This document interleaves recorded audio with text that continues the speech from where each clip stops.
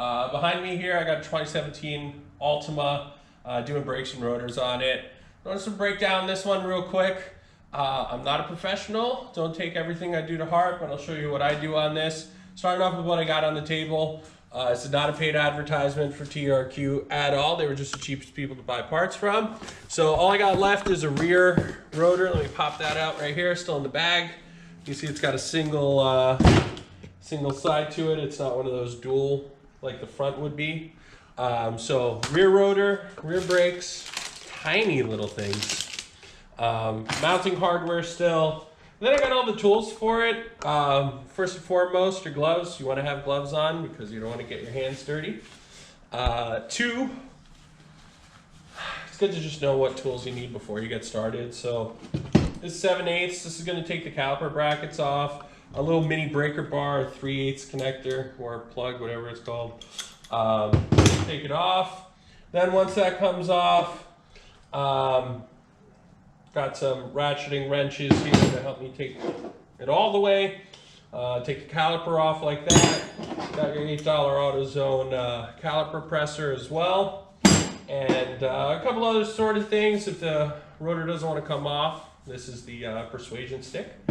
And a mini persuasion stick if the caliper doesn't want to come off. So that's basically all the tools you're going to need. A little bit of brake lube to go on the sides of it so she doesn't squeal or squeak when you touch the brakes. Other than that, it's a really simple, easy job. So in a second here, I'm going to get on my knees, lift this thing up, and I'll show you from there. All right, so now we're on this side of the car. You can see we moved all the way over to this side of the shop. I'll be honest with you, if you don't know how to do this part, you should not be changing your own brakes. If I have to make a video showing how to jack up a car, maybe I'll do that in the future. But just go to your buddy who's good with tools if you can't do this yourself. All right, well, that's off the ground a lot more than it needs to be. Let's see if I can grab my electric. Where's the electric impact? Yeah, so this is what's it like owning a right there. Shop. On the ground over here. Impact's here. Oh, found the impact. Oh, it's still got the 21mm on it too. All right, well, we'll do one of those like speed up things for you guys so you don't see me or have to hear me take these things off. They say, when I say they, every other respectable person that works on cars will tell you to loosen these lug nuts before you take the wheel off, or just have the best impact you can get, and there's no reason to do that.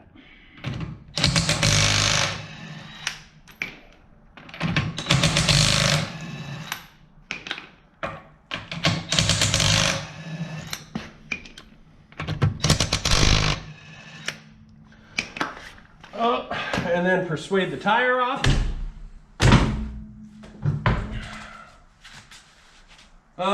And then, in case the jack fails, something I like to do is ruin a customer's tire by putting it underneath the car in case it falls.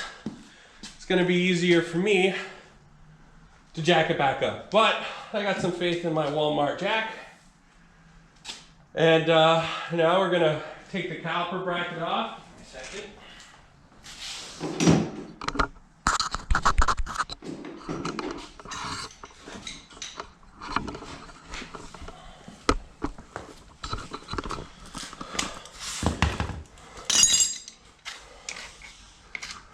So what we're going to do, find a nifty place to stick it. That's good enough for me. Have a mess of tools that I'm not sure which one does which. Oh my goodness. Oh my goodness. I did not work on this. I didn't do a thing. And this bolt was coming out. Wow. Safe to say, not even a joke, this is an unsafe vehicle. Oh my God, I cannot believe that. Wow. You can bring that in here. Here, check this out. I just put it back in. That's how it's sitting. Finger tight. There we go. Let's get that on there. That's how it's sitting. Finger tight. Out of control. Wow. Well, for once, I'm doing something good here. Let's try and break these nuts here so I can... Nope. They just give you no space to work on in these things, and I know I'm going to break my wrench doing this, so... Oh, I'll wait. With these ratcheting wrenches, you're really not supposed to put a ton of force on them. But what good is it if you can't? So take, as Vice Grip would say, your Tanya Harding and or your precision stick, and just persuade on it a little bit to move. She's moving already. There we go. And again, these ratchets, they break real easy, so you don't want to go overboard on it. Oh, there we go. But just enough to break it loose, and then do this 1,000 times and it'll come right out, because Altimas are built user-friendly. I still can't believe that that bolt isn't like just finger tight. Like, I'm just looking at it now. Literally as unsafe as it could be. Out of control. So, taking out this. You know what really blows my mind is that you work on a Chevy and everything's in millimeters, and then you work on an Altima and they use standard sizing. I just don't understand. Like, I got a 3/4 to take this apart. I'll put the metric size on it and it just doesn't feel right. So I put the 3/4 back on it and it feels just fine. I just don't understand. All right, so that's almost out. Another tip for being a mechanic is don't be fat, because I just lose my breath as soon as I start working. So now I'm trying to record and not sound like a super fat dude. A little washer comes out with that right there. Find the other one. Oh! Yes. Nope, wrong way. Okay. That's on. Nope. There we go. The bottom bolt of the caliper bracket is a lot easier to work with. So we'll get that off. And then I usually use a piece of baling wire to hold the caliper and everything in place. I don't think I'm going to need to do that because it's got some type of control arm or sticking out right here. So I'm just going to take this off, stick it onto the control arm bracket. And before I do that, we'll lift the camera in here so you can see. First of all, I'll take the second one off, put that there so you're not going to lose it. Take your mini persuader, and you want to just kind of, you know, it'll go. There we go. All right, so just twist the caliper up and away. What you're trying to do there is save on the rubber that holds the the rubber line on the rubber brake line. You want to save on the rubber brake line so that you don't rip it. If you let the caliper just drop, you're going to rip it. And it, you know, maybe a newer car you can get away with it, but as soon as you work on something older where that's a little bit brittle, save yourself the headache of not having to replace that line, because then you got to bleed the brakes and you got to pay for your dumb mistakes. So that came right off, trashed. That's what this is. You want to see this, not my face, but trashed. You got your, let me show you inside of here. So this has definitely been worked on because the other one was a lot rusty. Somebody was in here, did something on the emergency brake, and did not tighten this caliper back on properly. So these are your emergency pads. They work kind of like a shoe. Well, they are like a drum shoe brake setup.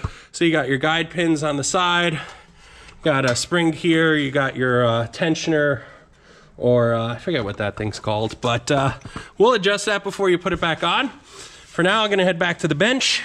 Oh. Head back to the bench. Oh, he's bringing it over. Now let's go over there. We gotta clean it off. You wanna clean these things off real well. Oh, there, guys. So you want to clean these things off real well. Not your pads. Pads, leave them alone. But you want to clean the rotor off real well, because if you could tell, it's got like a real sticky, glossy look to it. That's factory coating to keep it from rusting, because you don't know how long it'll be on the shelf for. No, that's PP Blaster. That's exactly what you don't want to use. Here's our shelf of all things needed to grease and degrease a vehicle and then make it look all shiny again. So you want to just take your brake clean, find a good enough towel, and now remember, brake clean is not good for you to breathe in or to get on your hands. So you want to make sure and get a big whiff of that before you're done. All right, and then I know it's corrosive for metal. I've once filled a plastic cup and threw some stuff in there with brake cleaner and it melted the cup. So you want to just get it all over your hands, get it all over your gloves, no big deal. And then let's give it a good wipe. Oh, that is rough, but clean.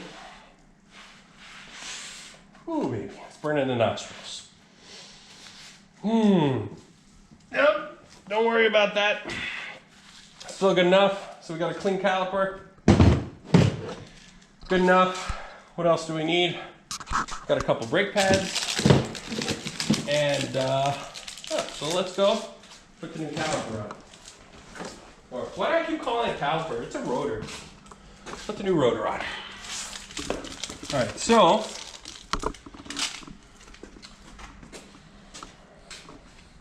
there's a cap in your old rotor that you want to save on, because they don't give you a new one, or at least TRQ does not give you a new one. So you want to pop it out, put it down, and just like when you're setting drum brakes, you want them to drag a little bit, right?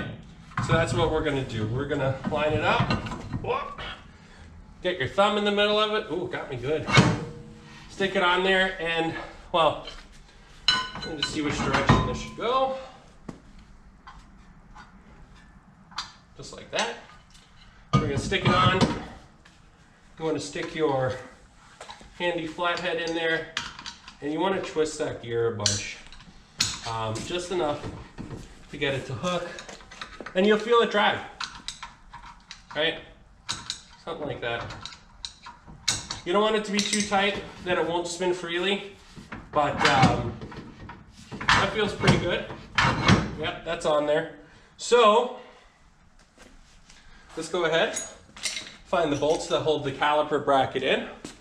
Oh, good point. I don't know what I would do without you. I'd give this customer's car back without this. Only kidding. Now that that's done, stick it in there for the next guy to do the brakes on this. Now, unlike the last person who worked on this car, real important when you put any brakes together that you tighten them all the way, okay? Your caliper brackets, the caliper itself, anything to do with braking is life or death. And that's on a serious note, that you trust your brakes with your life. And let's face it, most people drive like idiots and they use their brakes a little too often.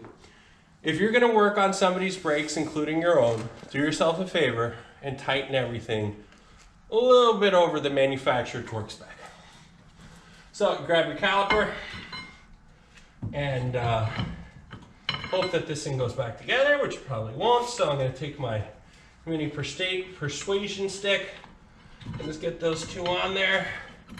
And let's see. Oh, is this one gonna be a problem now?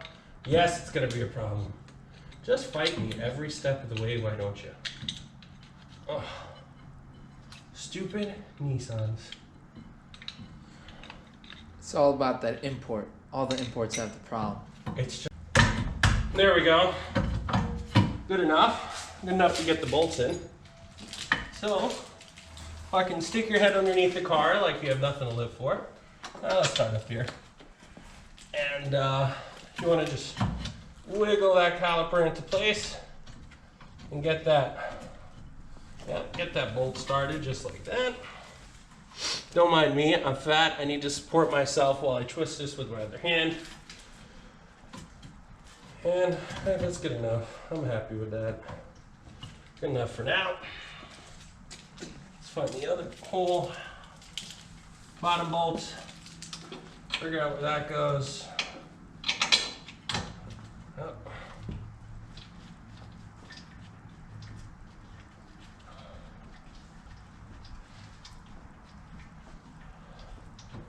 Okay. So they're in there enough where this caliper is not going to fall out. So now I just want to get this tightened on. So I'm going to do this 1,000 times because Altima gives you, the Altima has no space to work on. Nissan could care less. I guess everything's just meant for smaller tools. I don't know. But we'll get that on there. This is the part where we'll do the bzzz, and it'll just see me doing this a whole bunch.